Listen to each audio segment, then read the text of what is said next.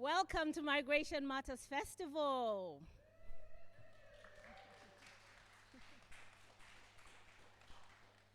Thanks so much for joining us. If you've been coming to the other events, thank you again for joining us tonight. My name is Chiwe Chihana. I'm just here to tell you all the stuff about health and safety.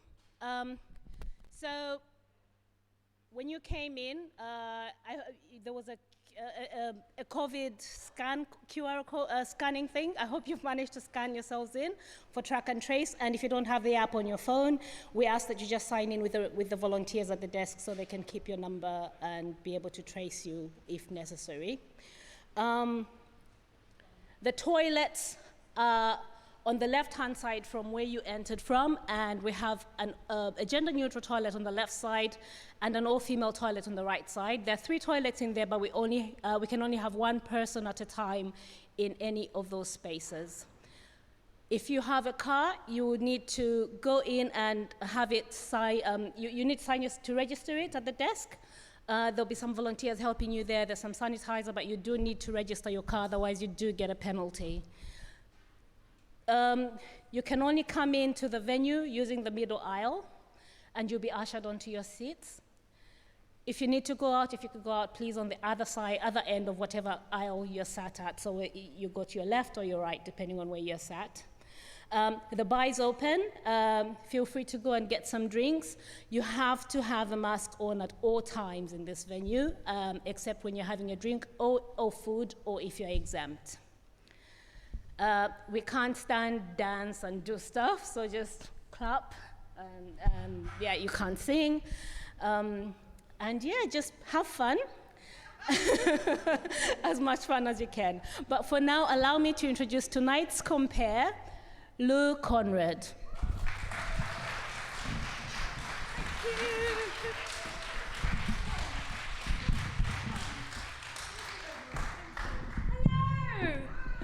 Oh, it's like an assembly, isn't it? I feel like I've got to take these off because, is that feedback? That's bouncing off my coil. I'm sorry. That's terrible, isn't it? I love the fact I can't see any of you. There we go, that's better. I should just sit on the floor. Hello, that's better, isn't it? Well, everybody here that hates football, hurrah! And people that have been dragged here that like football but that had no choice. Well, welcome to Migration Matters Festival. I'm Lou. I'm going to be in charge of a few things this evening, mostly trying to make you enthusiastic. Yeah! And make sure you bloody well have a great time in that. Woo! Yeah, let's have a riot like they're doing in London right now. Yeah. So are you all Sheffield based? Yeah! That's great. I mean, it's like a rally already, isn't it? It's brilliant. I can't see anybody. Where are you? Who local people? Put your hand up. Oh, you're all local. Who's not local? Just you. Oh, you too. Oh, look at you. What have you done to yourselves? You've marked yourselves out as my bitches now. Who are you? What's your names? You are? Luron. I don't know what she just said. Something like Eleanor. Great, brilliant. I'll call you Brenda. It's easier for me. Brenda, are you banging that? Are you next to that? You are, sort of. Yeah, sort of. You don't want to commit. That's absolutely fine. Brenda and Brian. Brian. Yeah, I can't see. Not Brian. I can't see. Fucking hell. Tracy. There we go. That's a good start to the gig, isn't it? I can't see anything. Is there any way we could turn the lights down a little bit, just so that I can actually see the audience? That'd be great. Honestly, I can't see anything. Oh, look, there we are. That's better, isn't it? Oh, look, sir, the lights are bouncing off the top of your head. That's fabulous.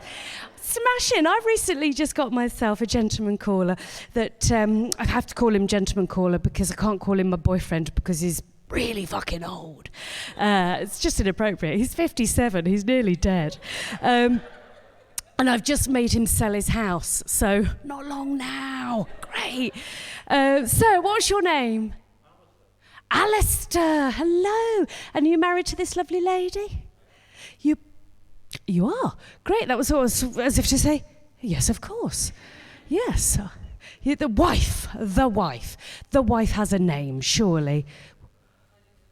Olivia. Hello, Olivia. Tell me something exciting about your day today, please, Olivia. I didn't expect that. For those of you that didn't hear that, Olivia went on a photography walk around Kellam Island. Not only can I not see, but I can't fucking hear either, so I do apologise. You went on a walk with your camera. Yeah, basically. Took some good shots. Very nice, lovely. Are you a keen photographer? Oh, great, you're a bit vague, aren't you? Quite aloof, Olivia, aren't you? She's like, I'm not going to give you that much information. Work for it, bitch. Okay. How long have you been married to Alistair? No, I ain't got time. 10 minutes. Oh, Alistair's making up his own little jokes. 11 years. How did you meet in real life, please? No. Oh, Alistair. Oh, you got yourself online and you bagged yourself a good bird there, didn't you? Of course you did. He's like that. Yeah, you smug bastard, aren't you? Alistair, what do we need to know about you? His what? He was the bargain basement. Okay.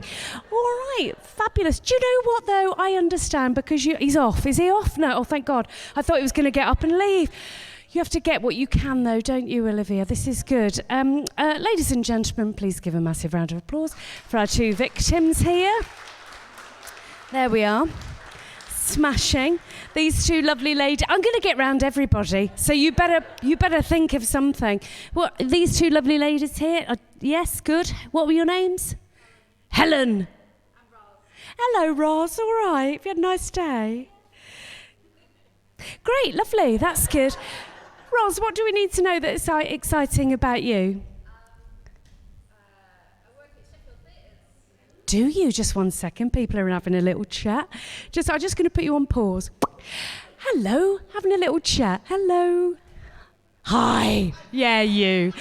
Hi. What are you having a little chat about? This is Roz. This is Helen. This is Olivia. This is Alistair. That's Brenda and Tracy. Were you? Just 1 second. Just doubly putting you on pause now. What was your name? I'll probably get it wrong because I can't hear anything. Okay, all right. That's slightly aggressive.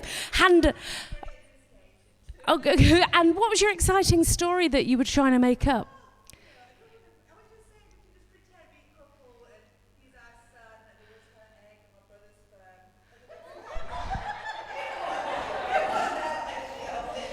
Okay. Yeah, I really hope it is. I'm just going to put you on pause and I'm going to reverse out of this situation. Okay, Roz, back to you. There we go. What were we saying about? Oh, you work for Sheffield Theatres. Backstage. Oh, you a techie? Assistant stage manager. Oh, do you know, I've worked in theatre for many years myself, and there's no funny stories about that. There isn't. As people ask you for like tartan paint and a long wait and all of that. Yeah. How long have you done that for? Lovely. Oh, good. And do you want to own your own theatre when you grow up, Roz? How old are you, if you don't mind me asking? Just put my glasses on. Oh, yes. Okay. And are you local? What road? Oakland. What an idiot. She actually told me. I didn't expect anybody to tell me. Oakland Road, what number? We'll all come round yours, Roz. Yeah, we'll put on a show in your living room. You've got some curtains. Let's put on a show. And Helen, your turn now. You better up your game because obviously we've got some sperm donation and a child that belongs to somebody else's brother that's actually their own uncle. So that's weird. Helen, what's exciting that we need to know about you, please? Shut up. She's a translator. What languages? Bonjour. Oh, Dutch. Tulip. Brexit, and German into English. Ausgang. That's exit. That's exit, innit? That's exit. Brilliant. I mean, how do you go about learning a different language? Did you learn it when you were a child? Because my sister lives in Brazil. I know, exotic. And she's got kids. Sorry. And and I should have learnt Portuguese, but, fuck it. So how do you go about learning a language when you're how old are you? Yes, good. How do you, because the brain, it's just, and especially after everything that's happened, I tried Duolingo. I'm sure everybody's tried to learn a language in the lockdown but, is it? Oh, Helen, do you work for them? No, I think you should. You should. Did we cope all right in the lockdown? I know I don't really want to talk about it that much, but are you okay? Recovering. Oh, Alistair's thinking, when can I get back on Match.com? No, you're still here and you look like you like each other, but you can't tell behind a mask, can you? Because you're both sort of staring at me as if to say, move on. But no, hang on. What did I do? I did extensive shopping in the lockdown to the point where I had like Pavlovian responses every time I heard a van pull up outside in the morning. I thought, fuck, what have I bought now? The things I bought, I've got a whole list of it. I've got about 38 items that I bought with my Universal credit. That's right, Dole Scum. And what else did I buy? Oh gosh, I bought some vegan shoes. Yeah, and after about 4 weeks, the soul was destroyed. Mine, not the shoes. That's a very weak joke to start with. And what else did I buy? Hello, weirdo. All right. There is a man here. It's not just the spirit of Bernard Manning going, bloody hell, it's a woman on stage. What's she going to talk about? Periods. I will in a minute. What else did I buy? Oh, I bought some Ordnance Survey maps, Olivia. Yeah, this doesn't walk, does it? This doesn't walk. I get knackered just walking to the Asda, Helen. The Asda delivery van. Okay, that's your second shit joke. What else did I bought? 120 woven school name labels. Yeah. I don't have kids. So I can't have kids, not for any medical reasons. It's just that I kill pot plants. So I'm not allowed, can't keep anything alive. Pot plants, kill those. Goldfish, Helen, oh my goodness, kill those. And my hopes and dreams, absolutely fucking shatter those. Which is why I'm in a hangar in the middle of Sheffield. But it's fine. Do you know what? I think we're going to have a bloody lovely night tonight. We've got 1, 2, 3, 4... What's that, Lou? Have we got 4 brilliant acts on tonight? Yes, Helen! I'm not pissing about! Somebody just really slow clapping me at the back there. Oh, that's just pitiful, isn't it? They're thinking, oh God, I wish I was in a fight in London now. That slow clap. Do you know, I'll just tell you this one story. That slow clap, when I went, how old did you say you were in real life? 30-something, and how old? Don't make me guess, Helen, because I don't have time. 34. 34? Great, okay. Is there anyone young here? Yes, you are. How old are you? 25. Oh, good, this is for you. Helen will know, she's in denial. But when you get past a certain age, nobody warns you, but your giblets drop, okay, as a lady. And when I went for one of my government allocated walks in the lockdown, and I heard somebody clapping me, and I was like, oh yeah, you're right. And then I thought, well, I don't work for the NHS. And then I realised, oh no, I'm on my own. There's nobody clapping me, 25. No. It was them going off like a set of castanets. It's awful. You've got this to all look forward to. I don't know whether this is appropriate material, but this is all I've got. And these guys booked me. So, sorry. We've got 4 fabulous acts. I know, Helen! Calm yourself down! 4 fabulous acts. We'll have a little interval. You can have a few drinky poos. Don't be starting a ruckus in the middle of the hangar. Let's all just continue to have a good time. Don't be shouting out. You continue to make up your own stories about your sperm donation or whatever the bloody hell goes on in your head. And we'll just have a lovely night. The football might be on, but all the best people are here. Hurrah! Good. Are you ready for your first brilliant act? Of course you bloody well are. Yes, keep that round of applause going. Keep the round of applause going. And please welcome the brilliant Mo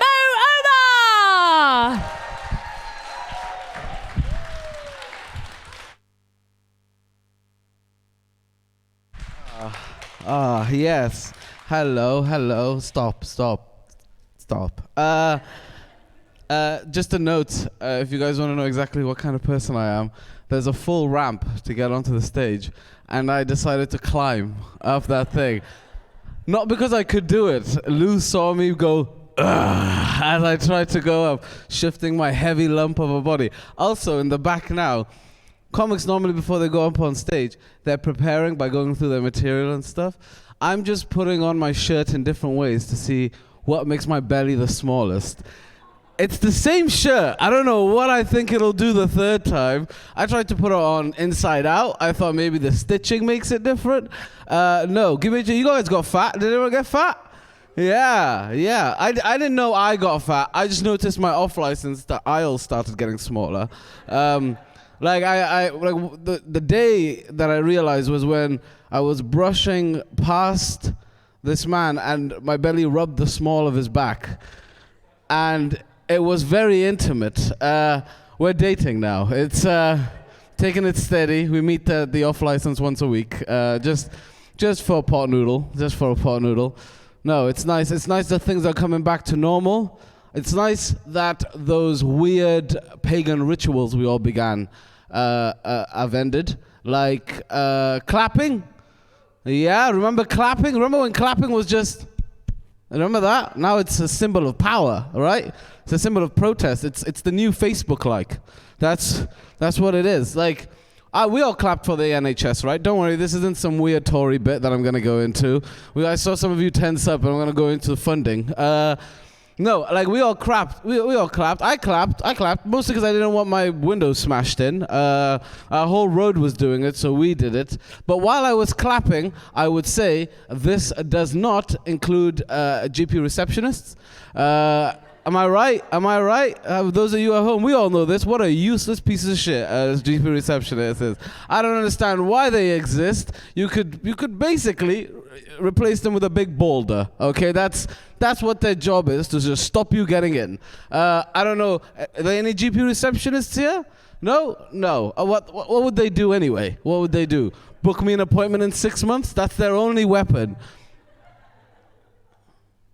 I hate my GP receptionist, and I can see her from my window, and I can see when she's not answering the phone. I can see she's not doing anything, okay? I can see the phone ringing. I'm trying to call. It's 8:03. She's telling me it's booked up. That's not true. That can't be true, can it? How can it go from 8:00 to 8:03? How can that be the only window? If you can call at 8:01, you're not sick, all right? And also, this is going to carry on, guys, so just strap in, all right? Another thing that happens, okay, is that when you do get through, okay, I went a bit loopy over lockdown. I tried to get an NHS therapist. What a joke! What happened to all the girls who did psychology at A-level? How can we have a shortage? Where are they? Selling beads in Thailand? It's not possible that we have a shortage. And also, after they do assessment, I don't like medical professionals being too human. I don't like mine did an assessment for me, and then at the end she said, "And Mo, just between me and you, I just want to say good luck." And I didn't like that. It was too, like, what's wrong with me? Did I do something wrong? Did you tell? Like, that's if you're going through a surgery, okay? And just before the anesthetic hits in, before your eyes close, the surgeon goes, "It's in God's hands now." And it doesn't inspire confidence. Like, stop appealing to a higher power. There we are, ladies and gentlemen. That's how we start the show, okay, with a GP, but because I did my taxes in April and I'm furious, okay? That's all that is. I've just turned into an old man who complains about where his money's going, even though he's paying the least amount possible. But yes, my name is Mo. I'm from Wales. Yeah, this is what we look like now. It's global warming. That's what's happened there. We've had to adapt. My real name is Reese, but I had to swap it for the visage. It's nice to be up here in Sheffield. Just a bit more of my cantankerous nature. I went to the wrong theatre deli in South London. Don't worry, I live in South London, but London is big. Like, you guys know London, right? It's that big place. You know, where all the stuff happens. It's that big. I live in London now. That's what I'm saying. I have to mention it because I'm hoping my rent can be a tax write-off. Basically, I live with my sisters. I have 6 sisters. Yeah, but I only live with 3 because they take it in turns to mentally harass me. It's a one in, one out system. It's really nice living with my sisters. I absolutely love them. It's great. I'm basically for discounted rent, I'm their security guard, which basically means I sleep on the ground floor. My room is the closest to the door, so if a murderer comes in, he'll come for me first. And while I'm being mauled, they can run out. That's the deal. I have a single room. It's basically I have a single bed. Anyone here sleep on a single bed? Not in Sheffield. Fuck you guys, you. Wow, we know who the fucking mayor here is. That's. Welcome to Sheffield. Our beds are twice the size, all right? Listen, I've slept in double beds, okay? I know what it's all about. I've lived a life. I travel, okay?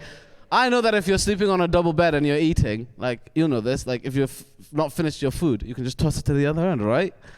Right? Or like, come on, guys, we're all adults here. If we're masturbating and we finish onto a tissue, we can toss it to the other end of the bed, right? Come on, guys. Like, you can take a nap afterwards because you need a nap because you have so much space, you're comfortable. And then when you wake back up, if you want to go again, but the toilet's too far, still there, right, guys? Right? Did I lose you guys there? It's come on. Any man who lies about this is just that, a liar, a fool and a liar. Like, it's a bit stiff, but we make it work. We've all double dipped. Come on, guys. All right, that's the end of that bit. It's my favorite bit, and you can't do it anywhere else. Like, for a whole year during lockdown, I couldn't do it. Like, it gets you chucked out of the job center. They do not like it. The office language they used was inappropriate. But yes, I live with my sister, and she's great. She's very smart. I'm surrounded by people smarter than me. I'm a 4-time uni dropout. Yeah, I did it in 3 years. It's true. I'm paying for it. I studied philosophy. It's the thought that counts. Hello, it's a very expensive joke, guys. I'm still paying that joke off. They'll find you. Even if you pay your rent in cash, they'll find you. I went to a school in Cardiff that was very well-to-do, in that it was white, but like good white, like not like poor white. That's not white. That's working class. Okay, that's when I say white, I mean white. Like, they had horses, and not to take stuff places for fun. That's what they had them for. Like, in my school, there were 2 black kids. There was my cousin Saeed, and there was Fuad. You might notice my name is missing off that list. Because in my school I wasn't allowed to be black, I wasn't cool enough, so I got demoted to Asian. All my friends are Asian. I can say that, I can say that because all my friends are Asian and they're all doing much better in life, so that's karma. Like, my one friend Rohan, he's studying nuclear engineering at university. Yeah, but he's a Pakistani Muslim studying nuclear engineering, so they'll never let him leave. Like, come on guys, he earns more money than me, but I can go on holiday. So that's swings and roundabouts. That bit basically is meant to show that I have self-awareness, but I'm also really petty. That's the whole point of that bit. Rohan hates it. He hates it. I think we haven't heard from him in months. He's disappeared. He's really disappeared. But no, it's really nice to be here. I'll give you guys a bit of a story to me. Just to keep you updated. My name is Mohammed, no relation, okay, but I use Mo because but basically when I was 18, I started to drink, and I kind of swapped heaven for that. Like, I was walking past the school shop. I call that because it was next to the school, and I bought a bottle of WKD Blue and a pack of Windsor Menthol because I'm a basic bitch. And I've not stopped since. And I started drinking at 18. Heaven's all well and good, but I can buy a pint now. Okay, that was the Faustian bargain I made. And I've just been disappointed ever since. Because I expected drinking to be like in that TV show Skins. Do you guys know Skins? From Bristol, down south. Do you guys know anything from down south? We don't get TV from down there. We just get it from up. We point our satellites the other way. No. You guys know Skins. It's basically the show based in Bristol, all about these teenagers who seem to constantly be in a house party. Like the first season, 3 people die, 2 people get pregnant, and a baby comes. And that's where the second season starts off from. And that's what I thought my first house party was going to be like. I turned up, me and my friend Rohan turned up. He got invited, I was his +1, because he was more conventionally attractive, okay? He was the good-looking one. We didn't let him know that for years. You could tell. In every group, there's the attractive friend who can do better, and we never let them know, do we, guys?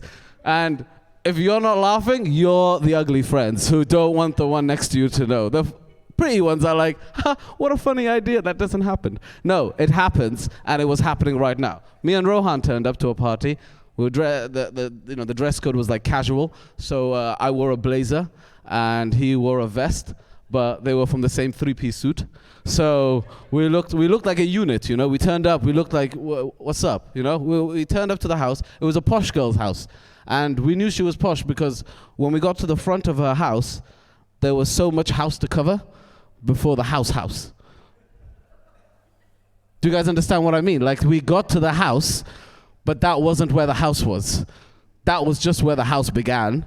And then the house, like if you go to my house, you go to the front of my house, you take 2 steps, you're in my neighbor's house. That's the kind of like the different strata of existence I was dealing with. So then we eventually get to the front of her door, okay, after the journey, all right? And then he texts her, and she texts us back, and she says, come around my house.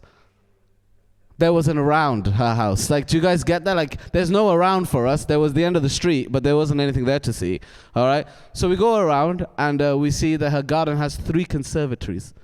Or conservatoires. She didn't call them that. I stuck out like a sore thumb. And we got up to the first conservatory, and basically we thought it was gonna be like crazy, like gun sign.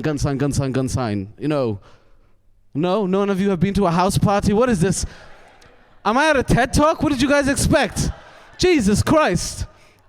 But basically, we get into the house, okay, and there's a semicircle of 8 people, all right, and they're all sharing 1 ball of Strongbow, okay, and they're kind of playing this victim Olympics.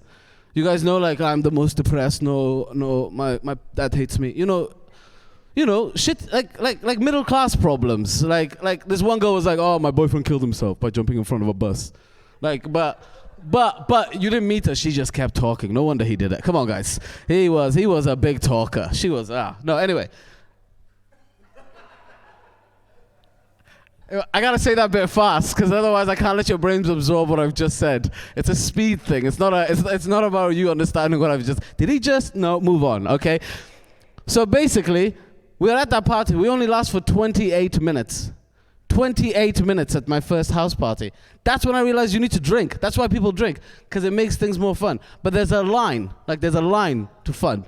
Like, you can't go too far. Also, another thing you can't do when you're drinking is you can't go backwards. Like have you ever tried to drink the drinks you used to drink when you were a kid? Like Lambrini? I tried to drink Lambrini recently. I got diabetes. It is so sugary. I don't know what we put our bodies through, the kind of stress.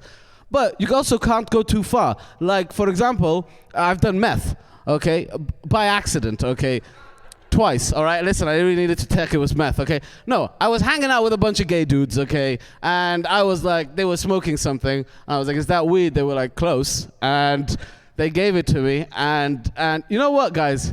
They call it Tina, which is, as rebrands go, okay, because you think meth, you think, ooh, meth, teeth fall out. You think Tina, yeah, it's still meth. All right, fine. All right, so I should have known better. All right, but so you can't do it. Like I've really disappointed my expectation of myself. I do pretty well in life. I travel a lot. Like I like, for example, like I came here as a refugee because that wasn't part of the traveling. Like that I didn't choose to travel then. But basically, we came here as refugees. So since then, I've had a pretty good life. Like pretty middle class existence. I've gone interrailing.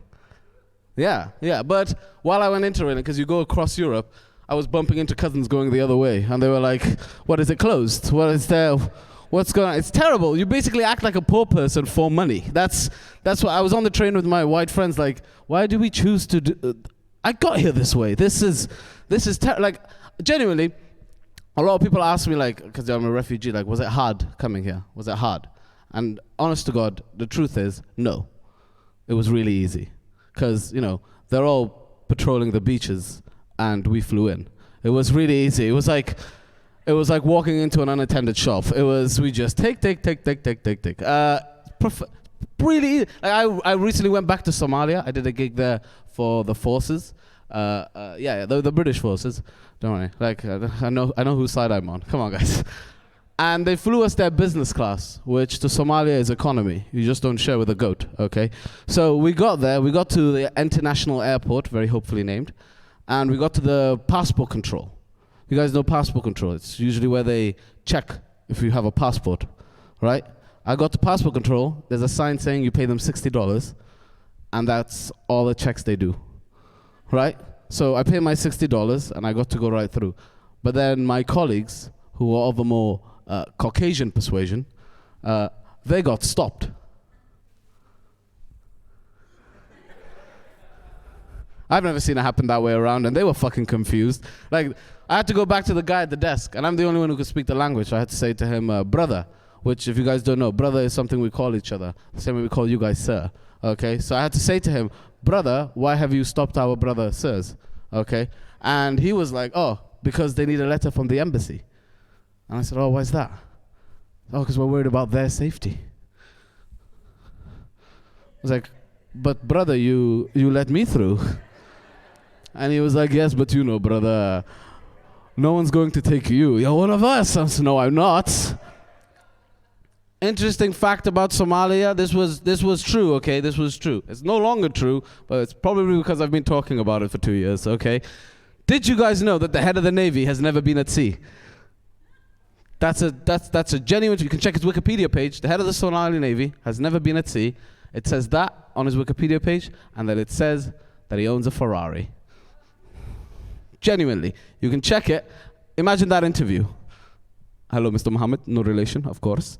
I can see you've got managerial experience. Yes. I can see you've got all the Microsoft Office packages. Yes, I do. One last question. Can you swim?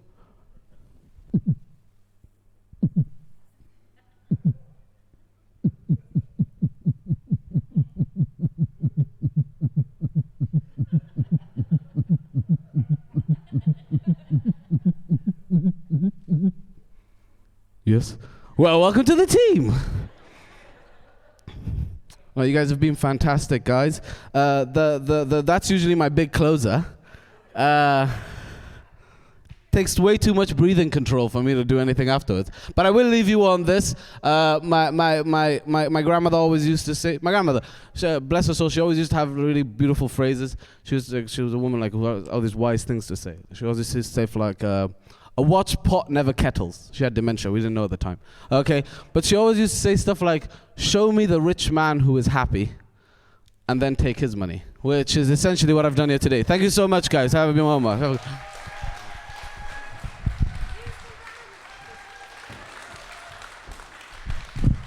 and gentlemen, give it up for the brilliant Omar!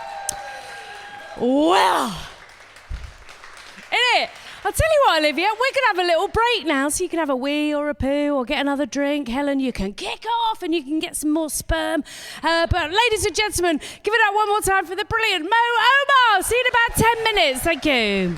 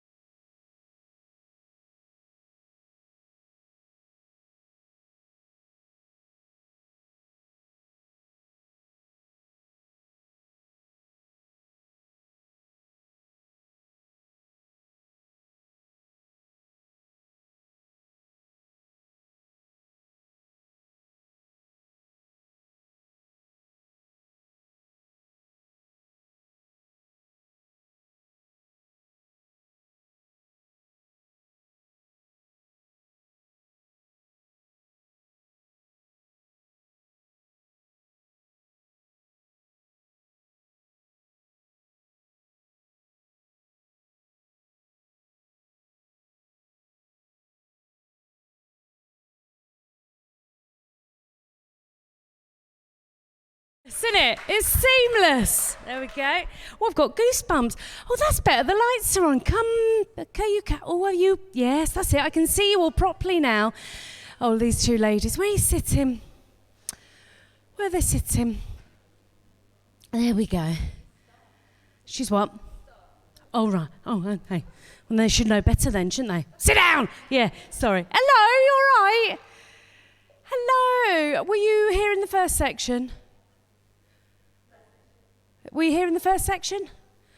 No. Oh, we've got fresh meat. Hello. Everybody's done a little bit about themselves. They've shared with the group. They've given us their address and their PIN number. And then that's all we need from you guys. Is that okay? You haven't got a PIN number? You lot are so on it and honest, aren't you? She actually gave me her actual address, and I was like, Are you for real, Roz? No, I mean, if you want to know where she lives on Oak... What was it? Anyway, it's fine. Welcome. Are you local to the Sheffield area? Do you know Roz? You're new in the area. Oh, my goodness me. Right. Roz, what do our fresh meat need to know about the area, please? Callum Island. This is the one thing that I got wrong, isn't it? Well, do you know what? Everything I've done today has been completely bloody wrong. I've been in a festival in Cambridge for 3 days. I don't do festivals. Do you know what it is? It's the camping. I don't trust anything that's made of thin plastic that says it's going to keep you safe and protected. Do you know what I mean? And also, I don't like the portaloos. Can't bear a portaloo. Oh my God. I get really panicky that I think, I'm going to get trapped in one of those and some bugger's going to come over and tip the whole thing over and cover me in shies and pooping. Do you know what I mean? I can't. And I'm claustrophobic as it is. I don't need a turd in my eye. And it's awful. And I've been doing this comedy festival in Cambridge, which has been brilliant. And we've all really enjoyed ourselves. And we've sort of like been released back into the community. But when you have to listen to people snoring right by the side of your head and people chatting and doing what young people do and doing the drugs and that, do you know what I mean? Like enjoying themselves. And all I'm thinking is I really need my midnight wee. Do you know what I mean? And I once went to the Isle of Wight festival with my mate Jill the Pill. It's a long story. And yeah, you can imagine. She taught me how to, she said, don't want to go to the portaloos. What you need to do is just take a shitload of Imodium, which is an oxymoron, isn't it? And then she taught me how to piss into a bottle. Now, that's all very well, but if you've been wearing a tight jean, or you've been... There's no way of knowing which way those folds are going to go. I just basically pissed up the side of my tent for 3 days. It was awful. And in the end, I just had to do it in a Wellington because it was a larger surface area. Nobody needs that, do they? I mean, it's all very well and good coming back into society and everything, but you don't need to be in a tent when it's baking hot with the smell of piss in your boot, do you? And then you get pissed and you forget you've done it. Having a little chat at the back there. Hello! Woo! Oh, yeah, you're right. So, what you've done... Were you here in the first section? No. Were you all?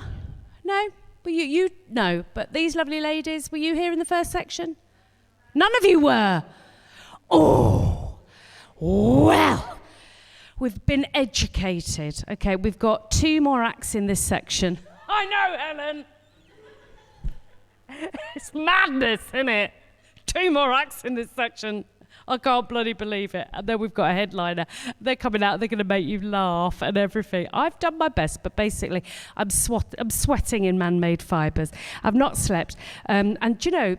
I'm going to share this with you. This is a story about a turd. So I'm sorry, Alistair, but, bear with.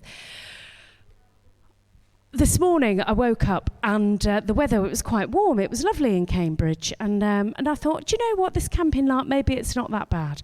And I thought the sun was coming up and I could smell the countryside. And I thought, yeah, maybe it's not that bad. And then I heard these words, "Oh, Dave, have you just done a shit?" Yeah. Where? round the back of that black tent. Yes, about an inch away from my face, about there. So once the sun was rising and I could smell the countryside. Oh no, I was practically rimming that bastard. Oh dear, look at your face going, oh, are you just dying to get rimmed, aren't you, Alistair? No, Olivia's like, please don't mention that. It's always the quiet ones in sandals, isn't it, that are the dirty ones. Do you know what I mean? What are you wearing on your feet? You're young, aren't you? Yeah, you're 25. How old are you? 26. Oh, snatcher. How long have you been together? Have you? Oh, it did get you young. Wow. Yeah. How did you meet? Were you at school or nursery or? You lived in the same student house. Oh, isn't that cute? What was you studying? You were doing what? Sports science? Oh, that's PE. Yeah. Yeah. I bought some leggings the other day to go to the gym.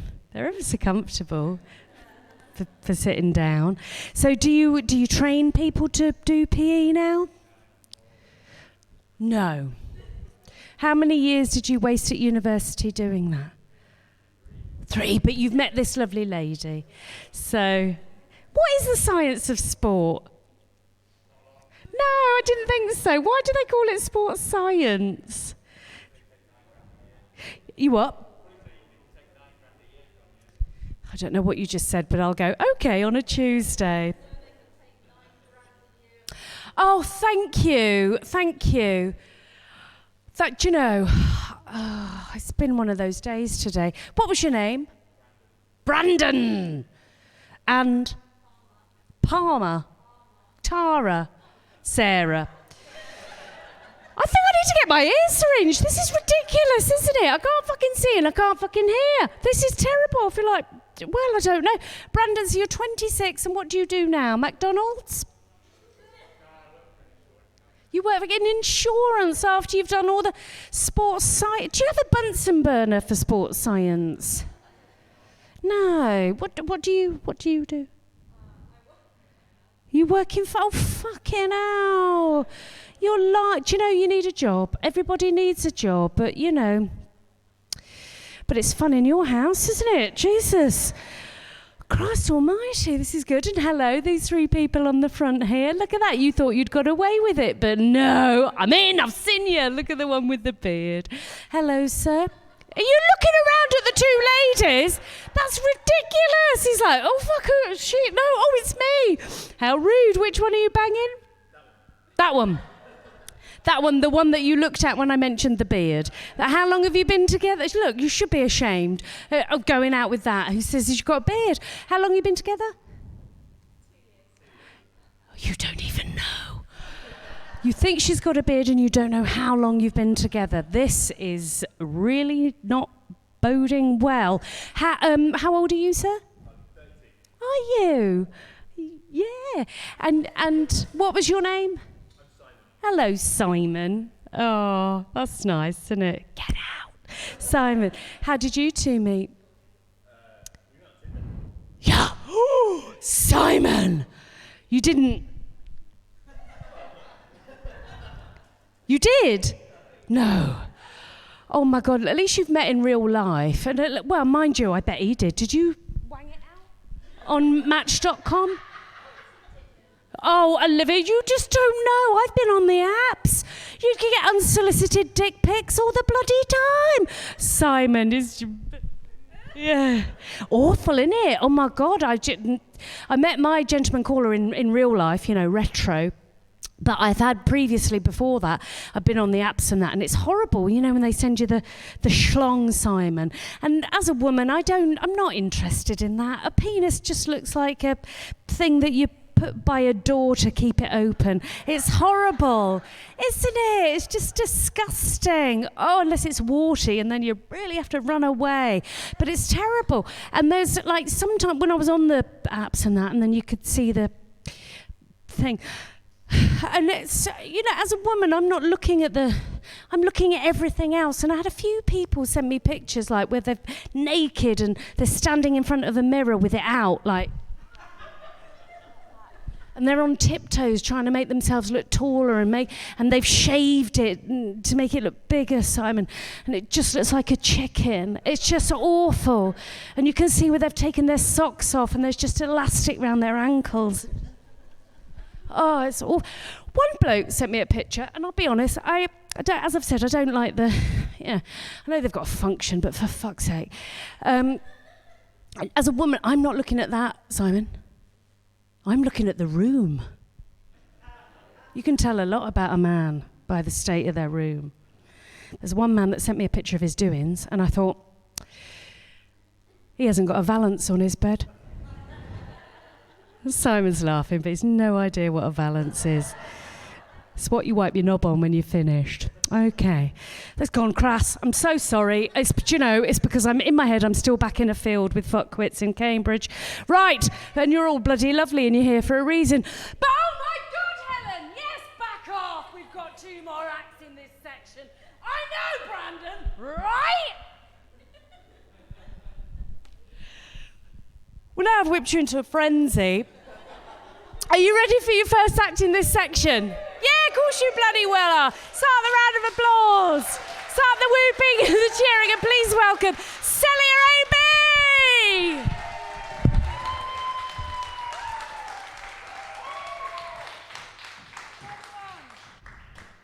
Is this on?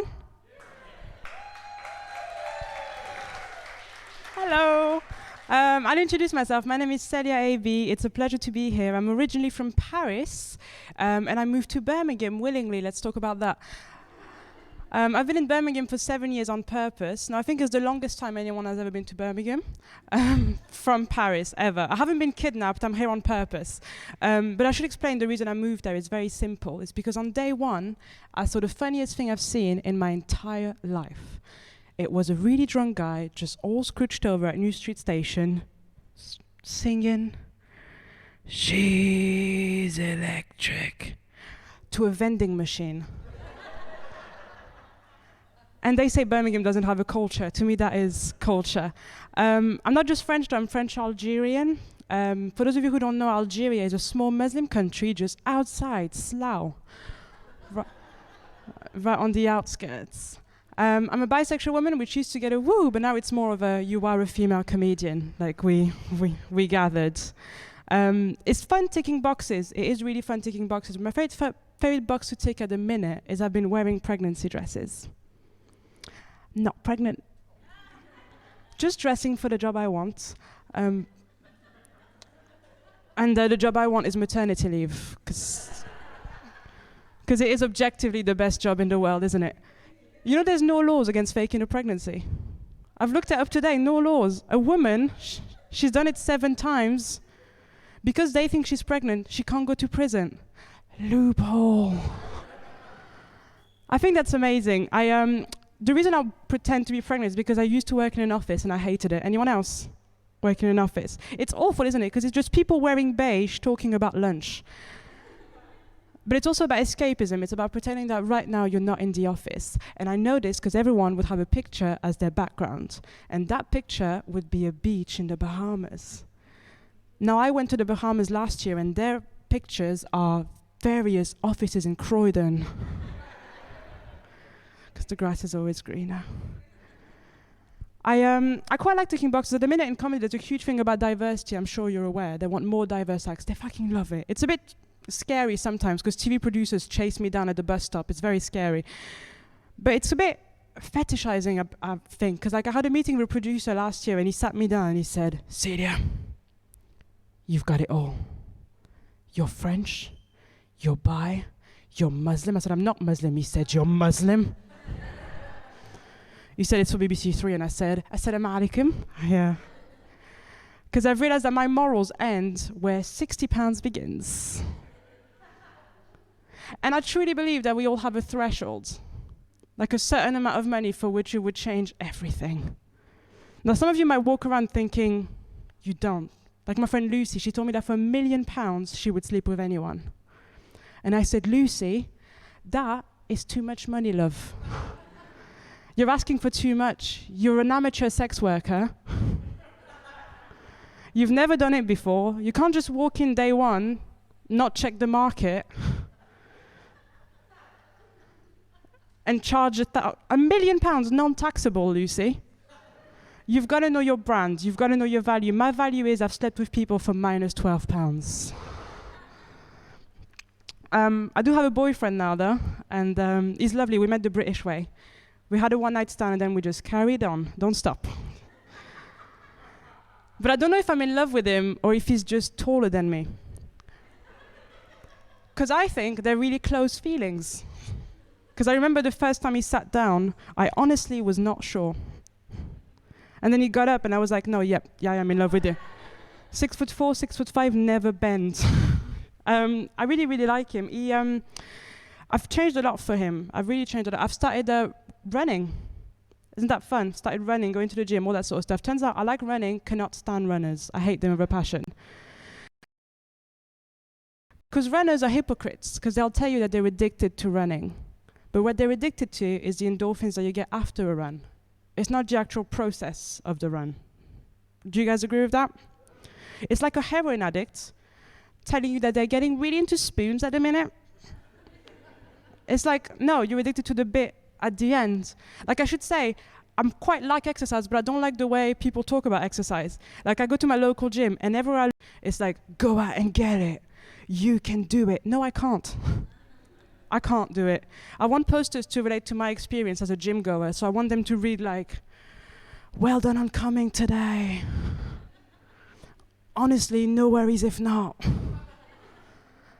And there's 40% off Uber Eats.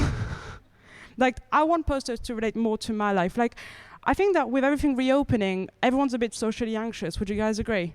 Like, we're all a bit worried. Like, I had to go up to a bouncer the other day and ask to use the toilet in a club I hadn't bought a drink in. And you know, sometimes they tell you have to buy a drink in order to use the toilet. I think that's terrible. I think it's a human right. Would you agree?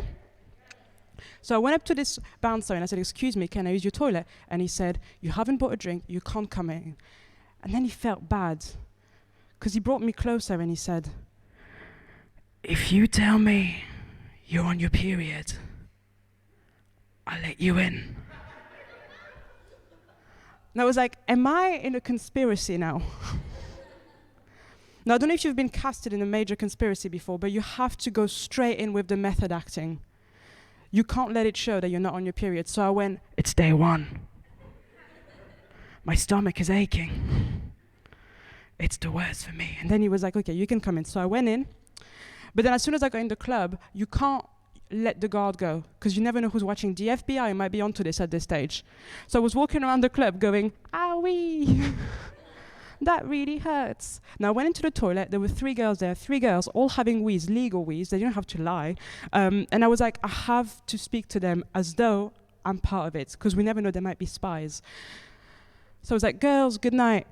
You loving the Carling on tap? I don't know how people talk in clubs.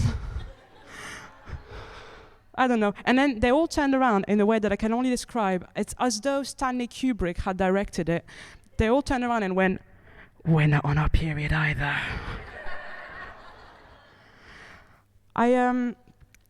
It's quite fun doing comedy, it's quite fun, but there's a lot of things, because the background I come from in France it's not nice. It's from the outskirts of Paris, the Wolverhampton of France, I like to say.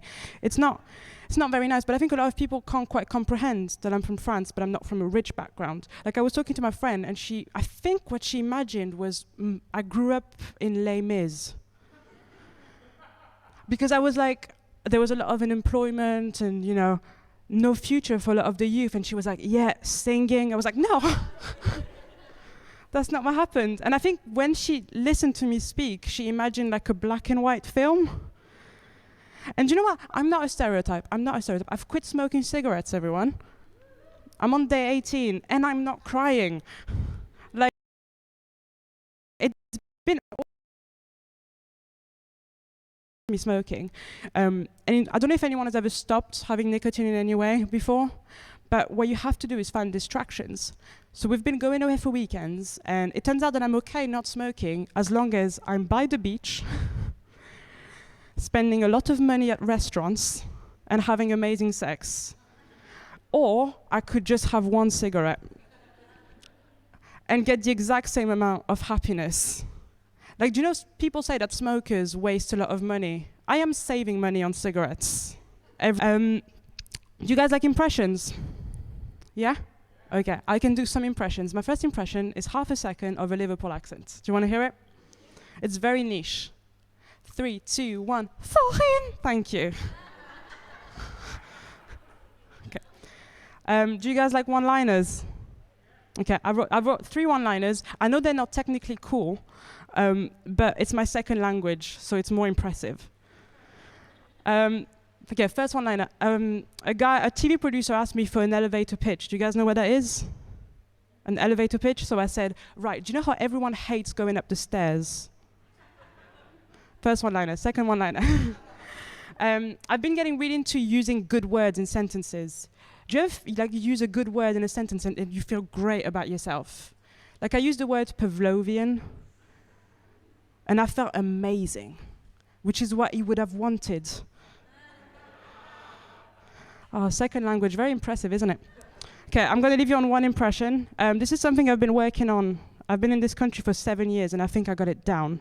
But I'll tell you what it is afterwards. Is that all right? Okay, I can leave this, actually. I'll start over there, because this is theatre. Excuse me. Sorry, love. Can I just squeeze past? That was a British person being born. Thank you very much, everyone. Enjoy the rest of your evening.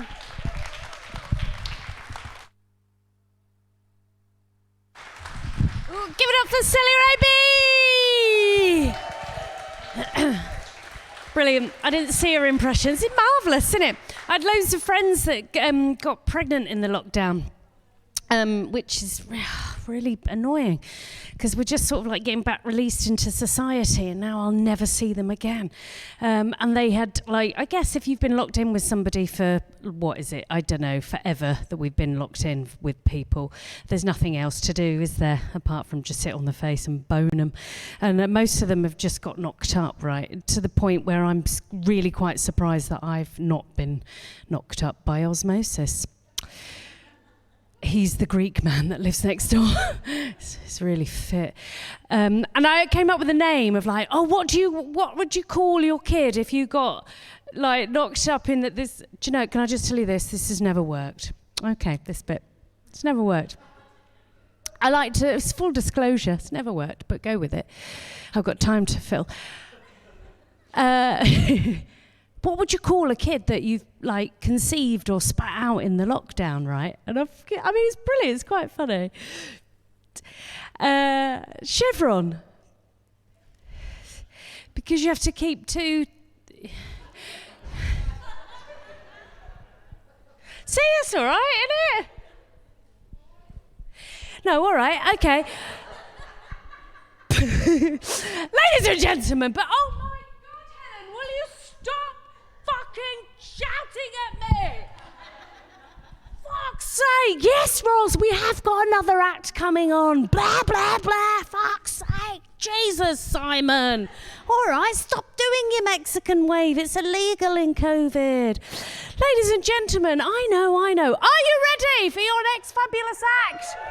Keep that going, keep that going, keep that going. And please welcome the brilliant Keeper Keep.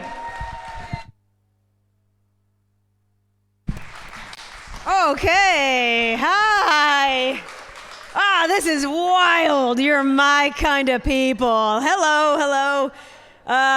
Look, like most of the acts on the stage tonight, I'm not local to the area. I drove over from Manchester. Obviously, I'm not from there originally. I'm an American. We can woo now. There was rocky times before. We can woo now. It's okay-ish, I think. But I want everybody to be cool about it, regardless of our history, for 2 reasons. First of all, I am unarmed. The second reason, I've been here a long time. I haven't just got off the plane with exciting new variants, okay? I've been here a while. I've been here about 16 years, if you can believe it. Yeah, good. I got here when it was still cool. You guys remember when it was still cool over here? This used to be a good country. I ruined it. I effed it right up. I've lived here 16 years. That's a long enough time to have made some observations about you guys. One of the things I've noticed, you have a lot of people in this country called Gary. That's just a fact. It's an okay name. There's just not a lot of Garys back in America. A lot of Garys here. Everybody in this room knows at least one Gary. I can practically guarantee it. I've got one theory why the name Gary is so popular here, especially in the north and Manchester, where I'm from. And that's because that's as close as you can get to naming your child Gravy without actually naming it Gravy. Like, this is my son, because that's what they sound like in Manchester. This is my son. Gary. Bisto. Oxo. Norcube. The fourth. This country throws a lot of good festivals. I don't go to very many of them, especially right now. But I didn't go to as many as I should, even in the before times, for a very simple reason. I do not like being inconvenienced by nature. You go to one of these big festivals, if you're a woman, you got to use the porta potty, right? Disgusting, horrible. Men, you can just point and shoot wherever you want. Don't get me wrong, there are dozens of technological advances aiming to make peeing outdoors easier for women, mostly resulting in funnels. The most popular of these funnels is actually name branded. Give me a shout if you think you know it. Yes, it's the Shiwi. If you've not seen the Shiwi, it is basically a branded funnel. And I'll tell you what, you learn a lot about yourself the first time you use a Shiwi. What I learned about myself is it turns out I have no idea where my own pee hole is. Not the foggiest, and I'm not gonna lie, as a lesbian, that knocked me down a peg. I thought if there's one thing I truly understood in this world, it was the female anatomy, but no. I flew too close to the sun. I remember it very clearly, very distinctly. It was a drizzly, gray, shitty, typically British day. A bunch of comedians, we were walking Hadrian's Wall, and this was for charity. We'd walk the wall during the day and gig at a pub at night, carry on the next day. Anyway, it was freezing cold outside, early morning. I had a belly full of coffee, really needed a wee, and I thought, well, gosh, I bought the darn thing. I may as well give it the old college try. So I took it out of my rucksack and I put it where I thought my pee hole was. And I let loose. And it was like a fountain at the Bellagio. Just jets and streams of water spurting out in exciting and surprising angles. Flashing lights were going off. I string fairy lights down there. You gotta keep it nice for the ladies. Somebody lost on Red 27. It was very Vegas. There was an all-you-can-eat buffet. Thank you. That's a terrible end to that joke. It's what we deserve, but it is terrible. And I did that in a live setting the last time we were able to gig, like last year. And two women were waving wildly, and I was like, ladies, what is going on over there? Do you have your own tale of the Shiwi to tell? And the one points at the other and goes, this is the CEO of Shiwi. And I was like, Jesus, oh my God, as I live and breathe. Sheila Wee? It turns out that's not her name. That's just what I wanted it to be so desperately. But the woman who designed the Shiwi is legit called Sam Fountain.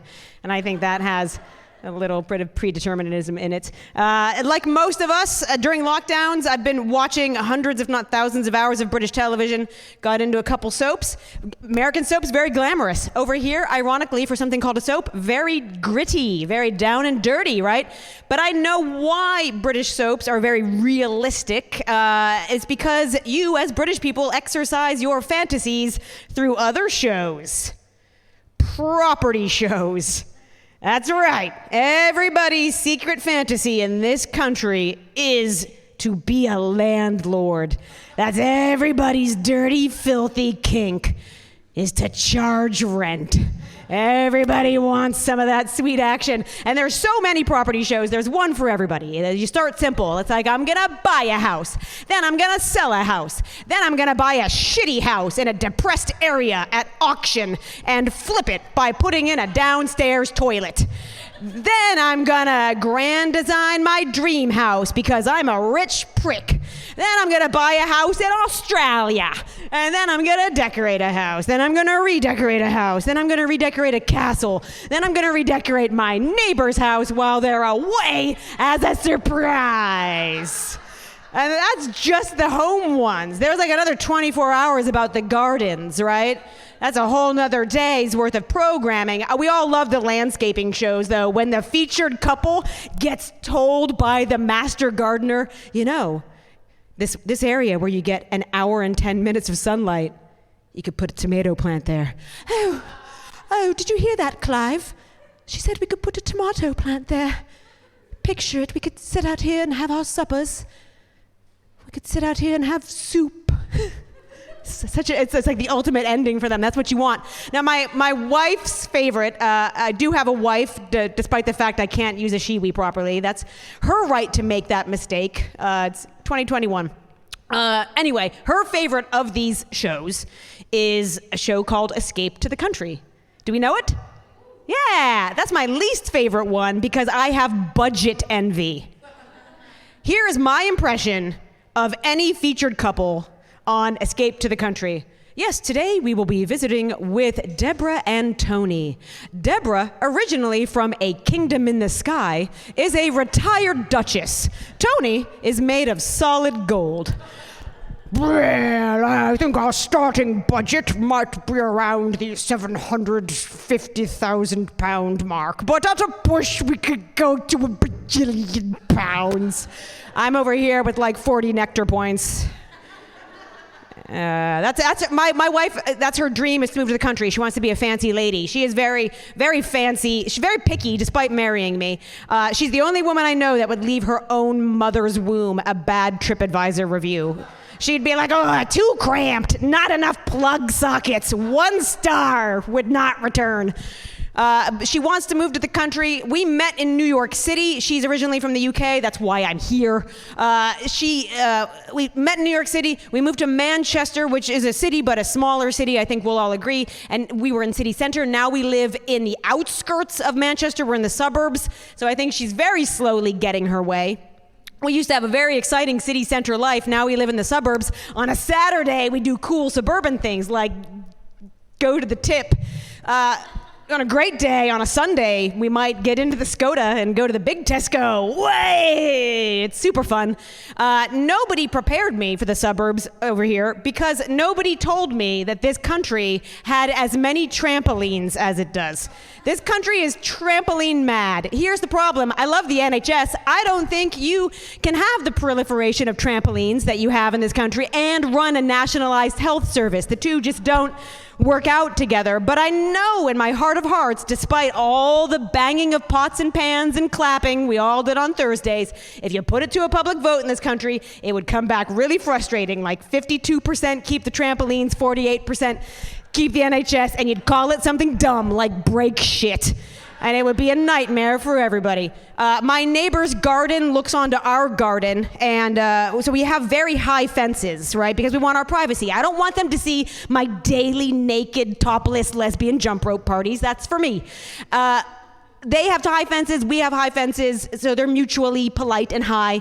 But they have kids, and they have a trampoline. So that means, like, anytime there's a patch of sun, and sometimes when there's even not, I just see their kids' stupid faces coming up over my fence, and they don't even face their own house. I'm like, face your own house. It's so rude. It's just a simple thing to turn around. And to be fair, this is what they see in return.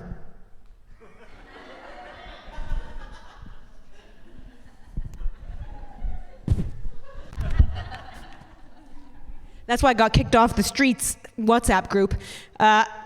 It's fair. It's fair enough. I need to get out of here in just a second, so I'll do that. But I'm just going to tell you about my wife and I. I've always wanted to have a cool portmanteau. You know, that's like when you mash two names together. That's the word for it, portmanteau. When you have like a Brangelina or a Benifer, right? You put two names together, get a super name. And my name's Kate. Very simple, Kate. My wife is called Carrie, and that's an interesting spelling. It's Karey. So a cool thing you can do with our names.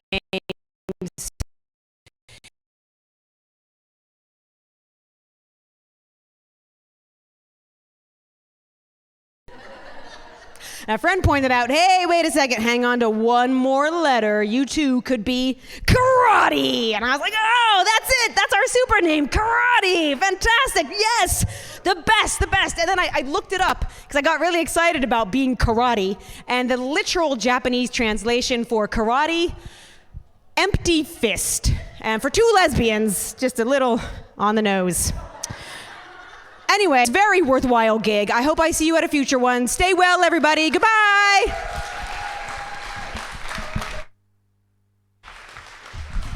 Ladies and gentlemen, give it up for the brilliant Kate McKee!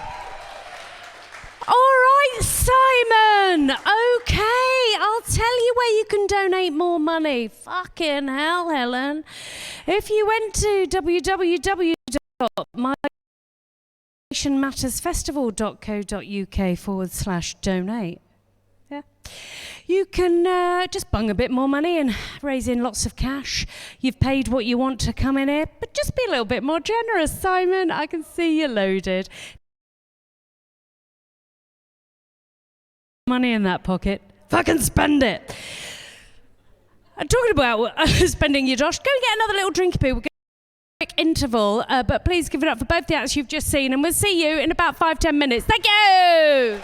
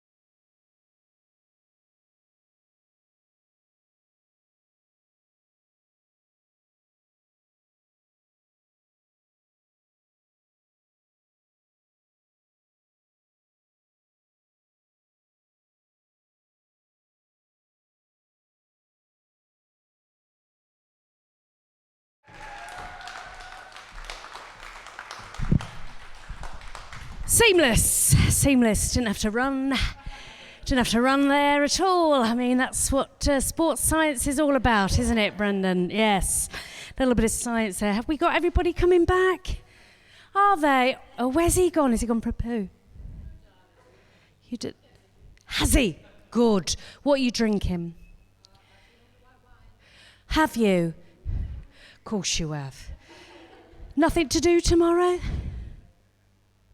No, good. Is anybody bothered about the football? Do you? I won't tell you then. Oh, I won't ruin it.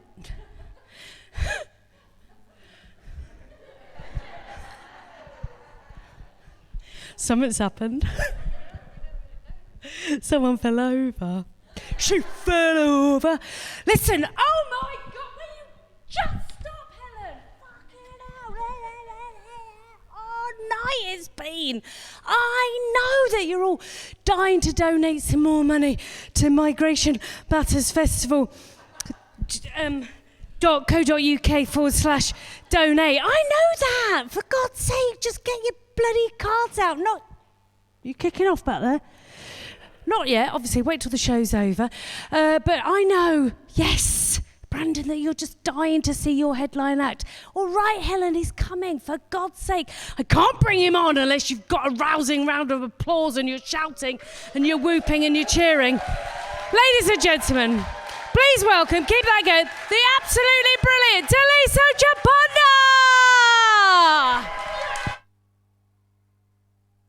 Clapping, yes! Clap like I'm in the NHS, come on! Thank you so much for that welcome. I am your final act. I am Daliso Chaponda. I am a foreigner. I am from Malawi. Yes! There are other Malawians in the house. We are the world's #1 supplier of Madonna babies. Yes, we are Malawi. Malawi, we are part of the British Commonwealth minus the wealth. And I was talking to someone earlier today. I was coming to this show and they were like, they were saying to me that, well, because of the football, right, it's going to affect our attendance. A lot of people who were going to come didn't come. And they're like, how do you feel about it? That, there'll be less people there. And I was like, I was performing in a kitchen to a webcam for a year.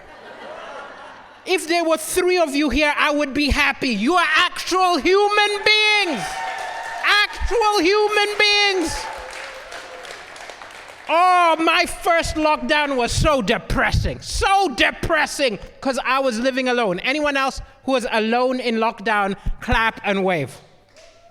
Oh, it was hard, wasn't it? It was hard. It was depressing. I see you're next to someone right now, right? So you initially were alone in lockdown. Who is this person next to you now? Is that in emergency lockdown relationship? I gotta tell you, I went on all those dating apps and I was just swiping. I was like, I'm lonely, anybody human. They're like, what are you looking for? What age groups? I was like, any, literally, from 20 to 80. I'll take anyone. Let's just do it. And I was so lonely. You start missing stuff you never thought you would miss. There was a point in lockdown, I was missing being on crowded trains. I would have done anything. I missed that person who talks to you and leans in too close. And there was a point where I calculated and I realized I hadn't hugged another human being in 51 days. I would have hugged anyone. I would have been like, there's Katie Hopkins, come here. I don't care who you are. It was terrible. It was absolutely terrible. But, I finished the porn. I didn't know you could finish it, but I literally clicked on something and the internet said to me, look, we've got nothing left, mate. And I was just sat there, and it was a very interesting experience too, because for half of last year, I was seated at home, all alone. There was no comedy. There was, I can't really complain. It's a weird thing when you realize you can't really complain, because I was better off than a lot of people because I had savings, I had, but still, it's lonely and I'm miserable and I'm doing nothing. And then suddenly I became crazy busy because of Black Lives Matter. You might not know this, but anytime something black and bad happens in the news, all of the British TV stations and radio stations panic because they don't want to seem racist. And they all call me. I have never been so busy in my life. I was on Channel 4, I was on ITV, I was on BBC 1, BBC 2, BBC 4. I was asked to come on panels to talk about stuff I don't know anything about it. I was asked to talk about the proms. I don't know anything about the land of hope and glory. I grew up in the land of poverty and fish, right? I don't know. I am not an expert on the proms, but I was like, okay, yes, I'll be in front of people. And I did all of these shows, and it created this situation where, look, of course, I don't want racist things to happen, but when they do, it's really good for my career. So I'm torn now. I'm torn, right? Because my heart and soul is MLK, Martin Luther King. But my brain is now KKK. Hoping for the worst, right? And of course, I'm not a monster, right? I don't want violence or anything like that. But my sweet spot is when someone famous and white just goes on a racist rant, tweets a picture of a chimpanzee, something like that, right? Whenever that happens, I get all of the press, and not that many people are actually hurt. I love it. So now, I hate to admit it, but anytime someone famous and white is talking, I'm like, you can do it. You can do it. Have another vodka, do it. Oh my gosh, it was ridiculous. It was ridiculous. On all of these shows, I was called on to talk about stuff. The most recent one was, it wasn't anything vaguely race-related I was called on. Like, for example, when Oprah had the interview with Meghan Markle, I get called to talk about this in the morning show, right? And they asked me, oh, were you upset by the way that she was treated by the press? I was like, no, you know what upsets me the most? Who watched that Oprah interview? Clap. Oh, I watched it. Oh, you all should have watched it. But I'll tell you what angered me the most. They did not reveal the identity of the secret royal racist. That is like watching an Agatha Christie and they don't tell you who the murderer was. Tell me who it was. Was it like Princess Plum with a brandy? I want to know who it was. So that was one. And then the other one I was called on was actually in the height of the Black Lives Matter stuff was with Bristol. Now, I don't know if you remember this. What happened in Bristol was there's a statue of Edward Colston. Now, Edward Colston is a philanthropist. He gave a lot of money to schools and hospitals, but that money, came from the slave trade, right? So, during the Black Lives Matter demonstrations, they got a statue of Edward Colston and they tossed it in the water. It wasn't the end of the story. Around 2 weeks later, local artists put up a Black Lives Matter statue. Didn't last long. Around a week later, all the people who yell, all lives matter, all the people who don't like the Black Lives Matter movement, they pressured the council. Council took it down. And I looked at what happened there, and I was like, this is very interesting. When the Edward Colston statue was taken down, all the Black Lives Matter people, it felt cathartic, they felt good, they were celebrating, they were happy. And then when they put up the Black Lives Matter statue and it was taken down, all the All Lives Matter people, they felt good, they felt happy, they felt validated. And I realized maybe that's what we should just do with the plinth. Every week, put up a different person. Different person who pisses people off, right? And then tear it down the day after. Right now, let's put Matt Hancock up. Right?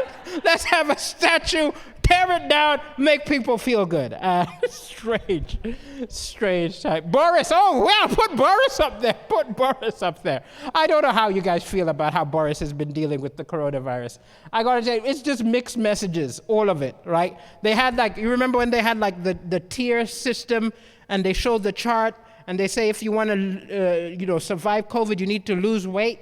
But if I need to lose weight, why does your COVID chart remind me of Nando's? You know what I mean? You know what I mean?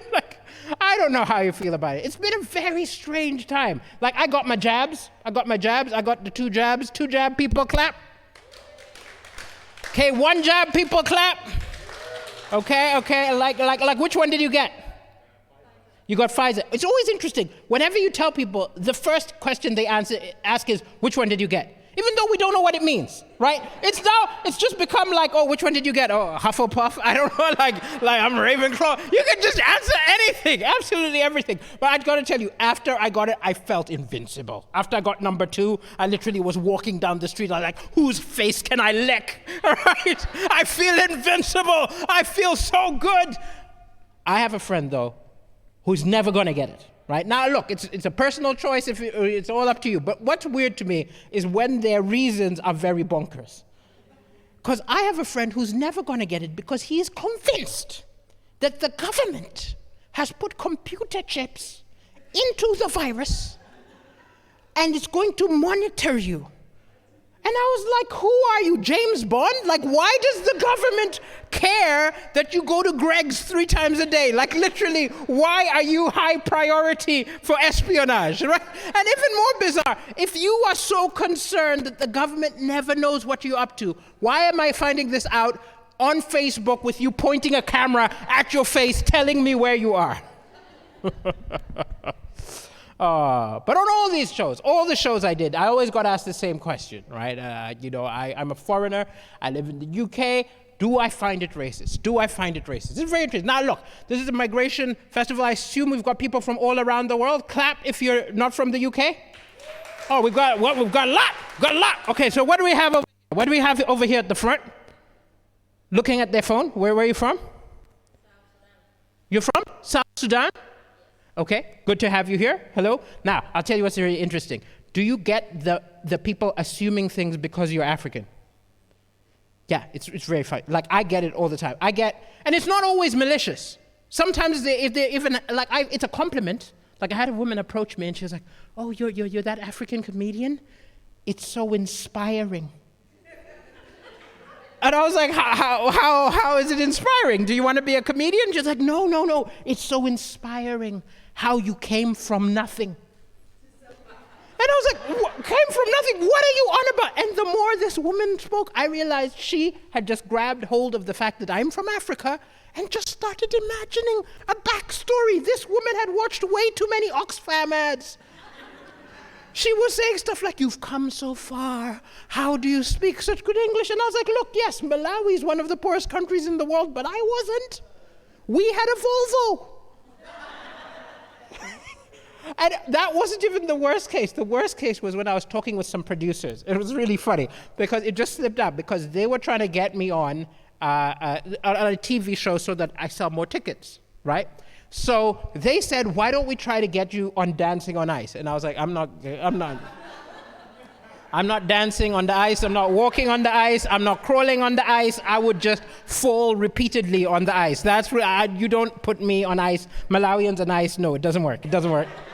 It doesn't work, right?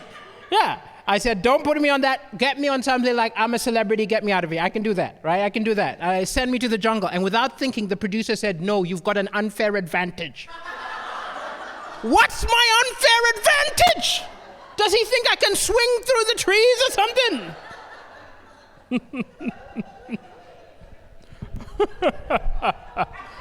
Oh, gosh. It's odd. It's odd. But I actually felt bad letting that woman who was saying, you've come so far, I actually felt bad letting her know that I actually grew up a bit privileged because she'd been so excited.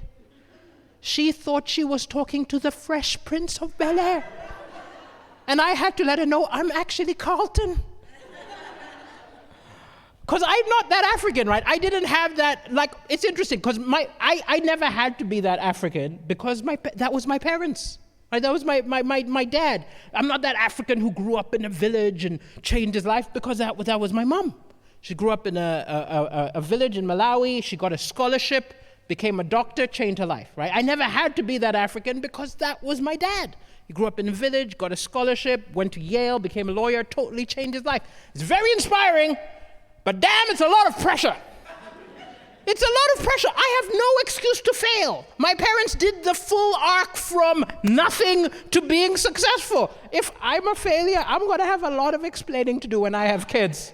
Because how do you say that to the kids? Like, you know, I think you have to spin it. You can't admit you're a failure. You're going to have to be like, you know, you kids are so lucky, huh? Walking to school every day. You get to stay so fit. When I was a kid, we were driven. We were unhealthy fat bastards. So we've got South Sudan in the house. We've got, what else do we have? Clap again. Uganda. We've got Uganda. Hello, Uganda. How are you doing? You are one of the ones with the last dictator standing. Last dictator standing. Mugabe was gone, right? You know, like Gaddafi's gone. Last dictator standing, still rocking. He's not leaving. He's not leaving. Fantastic. Are you working, studying in the UK? Working. What do you do, man? You do theater? Oh, you're one of us. You're one of us. Was your family equally depressed when they find out you wanted to do theater? Surprisingly not. I wish they were. What? What do you mean you wish you were? I don't know how you pulled this off. Like, my dad wanted doctors and engineers, and he got me. Like, absolutely fabulous. Now, I'll tell you what's the interesting thing is, like, it's interesting really being a diaspora baby. Like I was born in exile, right? So I'm Malawian, but I was born in Zambia, right? Because, yes, oh, we got Zambians in the house? Yes, well, thank you for taking us when we were running. Because we had to leave Malawi because we had a dictator. We had Kamuzu Banda, right? Kamuzu Banda. Now, it's not all bad living under dictatorship. A lot of people feeling sorry for you. It's not all bad. There's some good things about being a dictatorship. Like, anytime you have phone sex, it's a threesome because they're listening in. And the thing which people always ask me, is they're like, oh, you know, you African countries where you have all these dictators, right? Why do you let them, why does this happen again and again and again? What you've got to understand is nobody starts out as a dictator, right? They start out as a hero, like as a superhero. They save your country from colonialism. They save your country from, and then they don't go. And like, if you've read the comic books, right, the way it's meant to work is Superman. He flies in. He saves your family, and then he flies away. Imagine he's stuck around, put his cape up, starts hitting on your sister. That's all a dictator is. They just don't go. So my family, they left because they were political. They left, went to Zambia. And so I grew up, I'm Malawian, not in Malawi. And it's very interesting. Anyone else who grew up not in their home country? Clap. Okay, we've got a few. So you put your hand up where? Say where? South Africa. So you left, you grew up, now you have an interesting relationship with South Africa. When did you first visit South Africa? You mean after coming here? After coming here, yes. I got here in 2000 and I went to visit South Africa in 2019. And did you still feel South African? No. Yeah, it's really weird because it's your country, but you don't feel like you're a member of that country. What was even weirder with me, the parents use your home country as a story, right? Like they tell you stories about it every day. It's like, you know, it's like this magical land. It's like Narnia, right? Narnia with more teen pregnancy and more cholera. You know what I mean? Like, it's this magical land, but you never know what it is because it's both the place where they reminisce. They'd be like, oh, kids obey their parents in Malawi. It's much better weather in Malawi. But also, it's the place they threaten you with. Like, anytime you don't do well in school, they're like, do well or we'll send you back to the village in Malawi. And I'm like, but isn't it beautiful there? And the kids obey their parents. And I also had this interesting thing because my parents, luckily, so at first my parents left and they weren't doing well. Then my dad, UNHCR, the High Commission for Refugees, my dad got a scholarship, right? And then he went to Yale and then he started working for them. So we went from being really poor to doing really well in like one year. And you can tell when you look at the Christmas pictures. There's literally like a year I'm wearing hand-me-downs and then the next year I'm wearing shiny shoes. Like, right? But we started doing well. But I ended up going to posh British schools, but posh British schools in Africa, like Hogwarts, Kenya. Yeah, I was in Nairobi. I went to a posh school called Kenton College, okay? More posh than Eton. It's ridiculous. Like, it was an absurd posh school. But when I look back at it, the curriculum made no sense. Because I was in Nairobi, surrounded by Kenyans, right? There's a Kenyan language, Swahili. It never came up. Instead, my school taught me English, French, Latin. Latin is a dead language. There's no one walking around going, I'm a bow, I'm a bass, I'm a bat. It's a waste of time. My crazy school thought there's more chance I'm going to run into the ghost of Julius Caesar than another living, breathing African. Okay, and then history class. You'd think maybe, because I'm in Africa, surrounded by Africans, maybe they'll teach me about Shaka Zulu, maybe they'll teach me about the Mau Mau rebels. No, Henry VIII, William the Conqueror. In loads of subtle ways, my school was telling me that my culture was horrible and the British culture was amazing. And then I moved here, and I heard people saying, why do all these immigrants come here? You bloody prepared me! Where did they think I was gonna go? And there are lots of groups. There are groups who don't like immigrants. Nobody here, of course, but there are groups who don't like immigrants. The forefront one who hates me, because I did a joke about them on television, is the British National Party, BNP, right?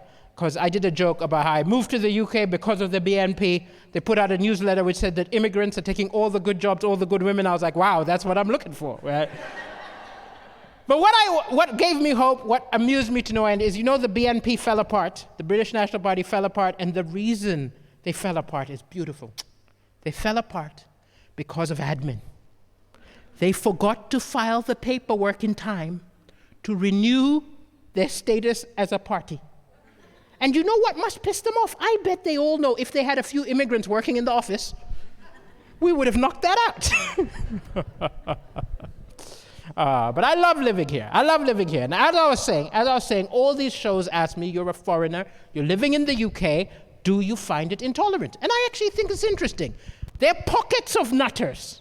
The BNP people and the EDL people, they're pockets of nutters. But overall, I've lived in a bunch of countries, it's pretty accepting, because most people here hate each other more than foreigners.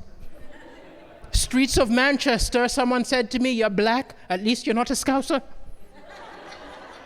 Hate each other. Case in point, spent the last 4 years yelling at each other over Brexit. I had to go back to Africa just to see what a stable government looks like.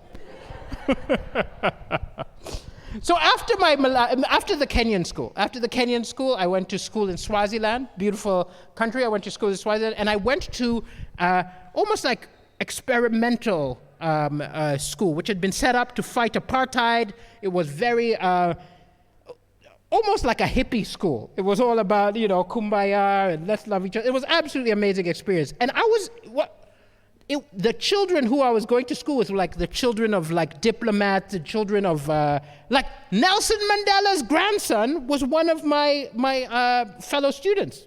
Yeah. He was a total dick.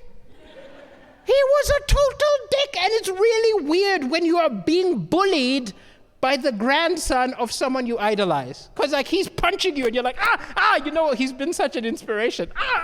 He's been great. Just could you arrange it? Introduction. He was terrible. And look, he was a kid.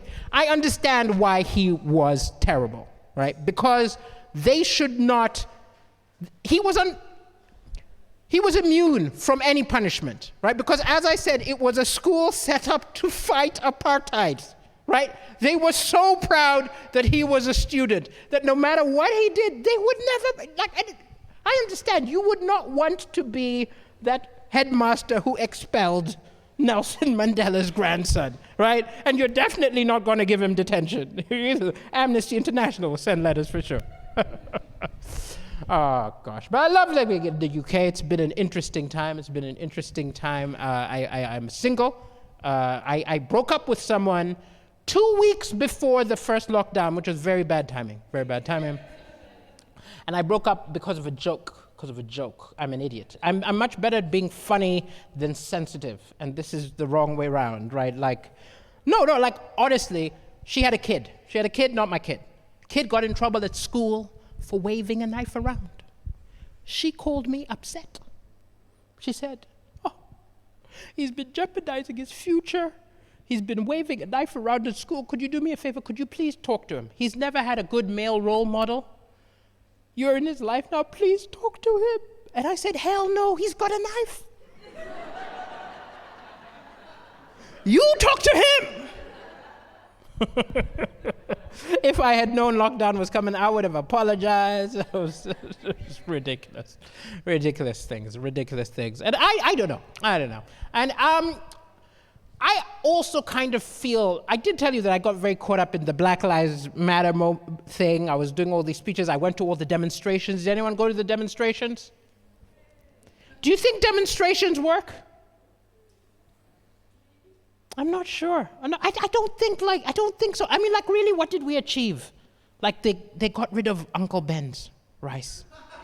Like, what other tangible things did we achieve? You know what I mean? Like, there've been a few protests in history which worked. Like Liberia, right? Liberia, during the Civil War, there was a women's protest, right? Which worked because there was a lot of violence and they wanted to get people to sit and discuss. So the women of Liberia said they're not going to have any sex with any men until they discuss peace. It worked fast. It worked fast. It was brilliant. It was out. And this is not the only time this has been used. You can actually check this out. There was another time in South America. Right? Out of South America, there was a lot of gang violence, right? And again, the women there said, enough is enough. Until you hand in your guns, no sex. And they let go immediately. It's the best form of protest. It also makes me feel better because I realize now that when my girlfriend wasn't interested, she was just making a political point. You know, she was trying to... Can you put the light up again? Thank you. I was going around. I'd found some Uganda. I'd found, like, what else do we have that's not UK? South America. Hello, South America. Now, how long have you been? Where in South America? Guyana. Okay, how long have you been here? It's so much better weather. It's so much more beautiful. Why did you come here? Probably same reason as me. It's better for the bank account. But it's all good. Actually, absolutely. Excellent. And there was South Africa back there, right? South Africa. How do you feel about this week, Zuma?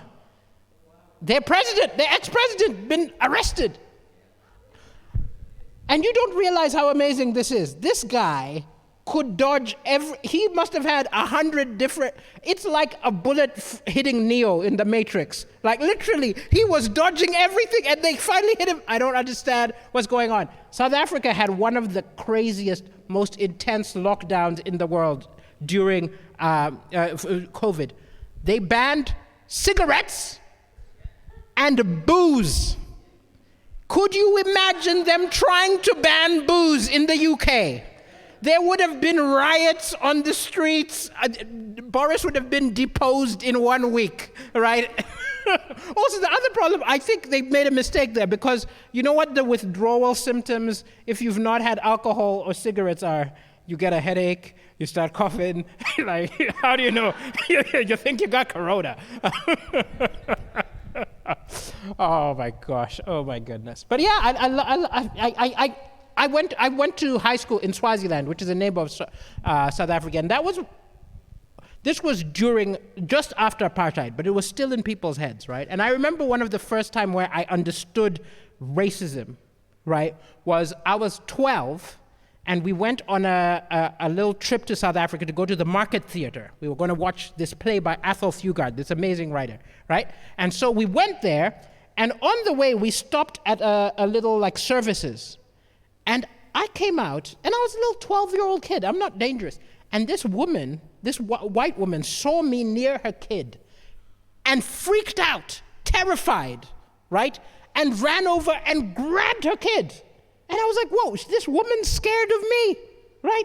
And then we went into the town, and then there was another point where there was a little young white kid, saw me walking, panicked, and crossed the road to the other side. And I noticed he did not look left or right before crossing the road. He was more afraid of me than fast-moving vehicles. But when I actually think about it, it doesn't really depress me because I think we all know that racism, it's dumb. Right? It's so dumb. Think about it. Even the racial slurs are so dumb. They just describe what they see. It's almost childish. Like, he's darker than me. I want to insult him. I'm going to call him darky. It's so childish. Like, even the worst one, the N-word, comes from nègre. which means black, which means once upon a time, a racist saw someone black and said, black. It's childish, and I know this for certain because I was there at the birth of a new racial slur. I was walking down the streets of Newcastle, okay? I was walking with a white woman. I do that sometimes. An angry, drunk racist saw us walking together, wanted to yell out something, something insulting. But there's no insult, there's no swear word, there's no slur for a black person and a white person walking together. So he had to make one up. And again, he just went with what he saw. He's like, okay, something black, something white. And he just started to yell, penguin! Penguin! Penguin! I was confused. I was like, how could I be offended at penguin? I love happy feet. They're so cute. I almost wanted to help him out. There's so many other things that are both black and white. He could have yelled out. He could have been like, newspaper! Old television! That song by Michael Jackson! Michael Jackson.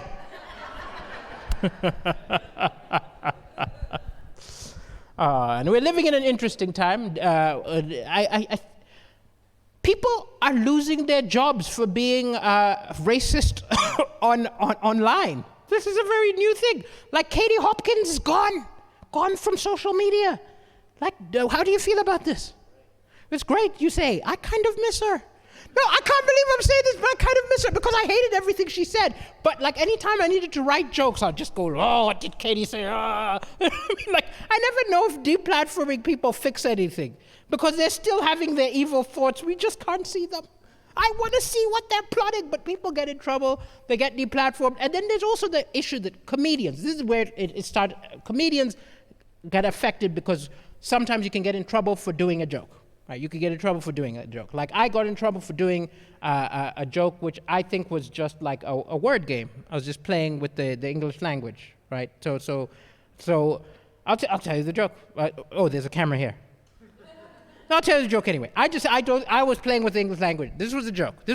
Right? Again, just a language game. I was reading an article about the Paralympics, disabled Olympics, turned the page, saw an article about paratroopers. And I thought to myself, is that the disabled army? And I had a mental image of a general yelling out, wheelchairs roll out, blind snipers take aim, amputees march, right. It was very, very silly joke. Very silly joke, okay? Now, again, like, there was no malice in this joke. It was just silliness, right? It was just silliness. And these producers who I did it in front of, they're like, oh, no. One of them loved the joke. He was laughing his ass off. He was laughing. And he was like, oh, that's so funny. You can't do it. And I was like, why can't I do it? There's nothing mean-spirited in that. It's literally just playing with the English language, the para word. I've done it in front of disabled people. They were laughing. There's nothing mean-spirited in that joke. And they're like, no, we're trying to be politically correct. And I think this is the thing, is political correctness gets a bad rap. Because I'm a big fan of actual political correctness in that you are trying not to hurt people, right? But you got to think about the intent and the power of their words, right? It's not just, you've got to think about it. And the example they gave me, they said, no, we can't let you do that joke because of what happened with Frankie Boyle. Now, if you're not aware of what happened with Frankie Boyle, right, Scottish comedian, he did a joke about disabilities. I'm not defending his joke. Maybe it was worse than mine. Maybe it was better than mine. But what I'm interested in is how the British population reacted after he did this joke. For weeks, it was being talked about in the newspapers. People were like, how dare this man make these jokes about disabilities? And then when he was being talked about on Question Time on television, people were like, how dare he make these jokes? They're disgusting. How dare he make it? Everybody was talking about it for weeks. And then 2 years ago, the British government cut the disability benefit. Nobody talking. What's more worthy of a little bit of discussion, right? Because they're cheeky bastards. They cut the disability benefit, but to make it better, for public relations purposes, they changed the name.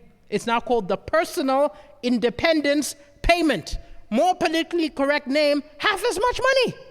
I guarantee you disabled people would rather you double the money called the Hop, Skip, and Jump Fund. We don't care what you bastards call it, give us the money. Because I feel like the UK has got very odd priorities. I was in a train. I put my feet up. You cannot put your feet up on a British train. They fined me. Do you know how much they fined me? 80 quid for that. The fine I discovered for public indecency, 50 quid. You are better off wanking on a train than putting your feet up. But yes. I do go back to Malawi on occasion. Remind me where you are, Malawians, clap. The Malawians left the room. This is unacceptable. They're at the back, and now they're boycotting me, or they're telling my dad he's talking about you. What? Well, I was going to say, use the example of Malawi, but I think it applies to other countries like Uganda. Is Uganda very religious? Now, have you been to a British church? Yes, here. How did you feel about this? Okay, maybe you don't know what I'm talking about. Let me explain. I grew up going to Malawian churches. Exciting, okay? We've got people clapping, right? People singing. When people sing, people move to the music, right? People jumping up, yelling hallelujah, right? It's a party. It's fun. You look forward to going to church all week because it's a celebration. Then I came to the UK. And I went to an Anglican church in Warrington. I didn't know what was going on. It was so boring. I was like, what are you doing? Somebody stand up. God is busy. You've got to get his attention. Do something. Stomp your feet. Do something. And even better, in Pentecostal African churches, we have got miracles going down. Someone can throw crutches in your face. I was once next to a woman who started speaking in tongues. Has anyone seen someone speaking in tongues? The first time it's scary, isn't it? Like, because you don't know what's going on. A little kid, this big fat woman stood up next to me and she just started to shake, right? Started to shake, and then she goes, I didn't know what it meant. Now I moved to the UK. I know it was Welsh.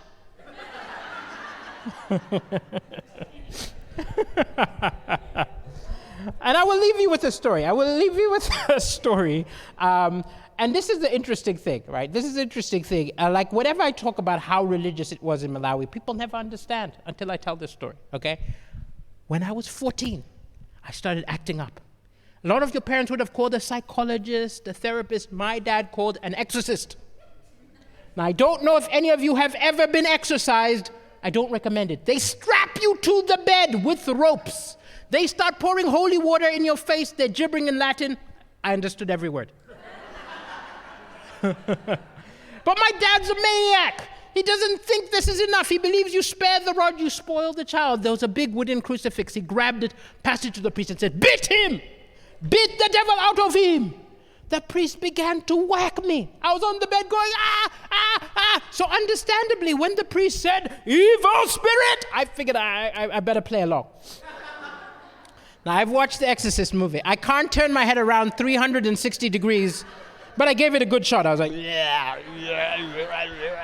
I put on my best devil voice. I was like, yes, I am Lucifer. He said, Satan, leave this boy. I said, I'm leaving.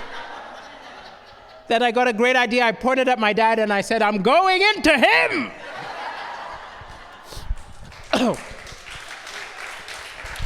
Thank you so much for coming out. Thank you so much for supporting this wonderful, wonderful event, particularly today. Please keep it going for Lou Conran.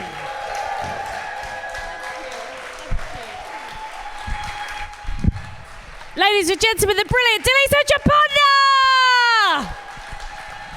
Bloody brilliant, isn't he? Have you had a good night? Please show your appreciation for everybody that you saw. You saw Mo Omar, you saw Celia A.B., you saw Kate McCabe, and you saw the brilliant Deliso Japonda. And more importantly, yes, that's right, you can donate more money.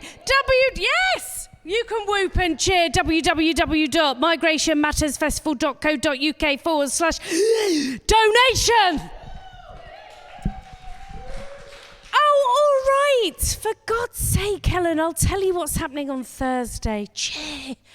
Oh, my goodness. Yes, Thursday, the 15th of July. Here. Yes, there's another show of Tales of Whatever. It's true stories from 3 wonderful people. And it's 30 minutes from your headliner, Ignacio Lopez, who's absolutely bloody brilliant. And why wouldn't you come? Okay, the enthusiasm. Ladies and gentlemen, thanks so much for coming out on such a weird day. You're brilliant. I'll tell you nothing. They've still fallen over, but it's fine. You've been absolutely bloody lovely. I've been Lou Conran. Hopefully see you soon. Thank you.